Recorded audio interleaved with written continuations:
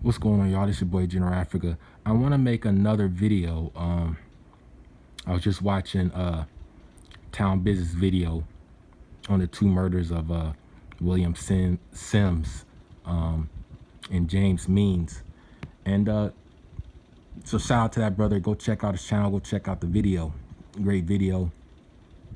I still haven't finished watching it, but I wanted to make this video before I forget my point. And that is this. The brother made me think about something.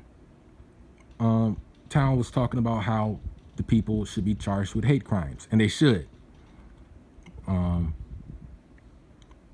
But then that led me to another point. See, if you would poll black people, I'd say the majority of black people don't really support the death penalty. Now that probably depends on region and whether you live in the Bible Belt and religion and this and that. Now I don't know the thought process behind a lot of that thinking. I mean, I'm not in their minds. I certainly do believe that there are people out there that do deserve it, but the reason why I can't in full conscious support the death penalty is because it's been proven that not only the poor but black people are vastly more likely to receive the death penalty, especially if they kill a white person.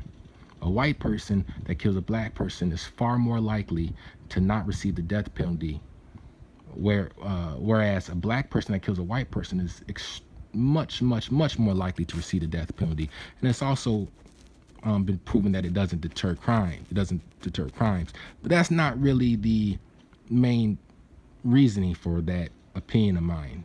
The main reasoning is, what I mentioned first, which is that black people are targeted much more often to receive the death penalty. And not only that, through the Innocence Project, it's been proven that there have been countless black people through DNA and other forensic science technology that have been put to death that were innocent.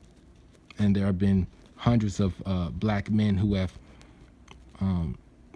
had the grace of God, whatever you want to call it, the luck, the salvation, whatever word you want to put to it, to be freed through DNA evidence. Granted, most of their lives were taken away from them, but thank God that they're able to live some type of life now, right? So I talked about how if you were to poll a lot of black people, I'd be willing to bet that not as many black people would support the death penalty as you would think. But there are some out there. Now, when you look at white people, and if you ask white people, a large percentage of them support the death penalty, especially if it's a white dude, if it's a black dude, and if it's a black dude that killed a white person. These are the same people who call themselves pro-life, but they're pro-war. They want to make excuses for when black people are gunned down in the streets. So this is my question. This is my thing.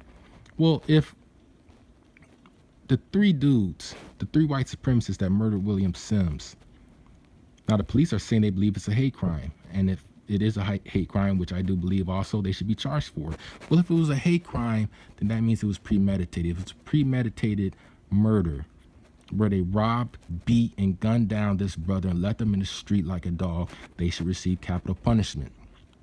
They should receive the death penalty.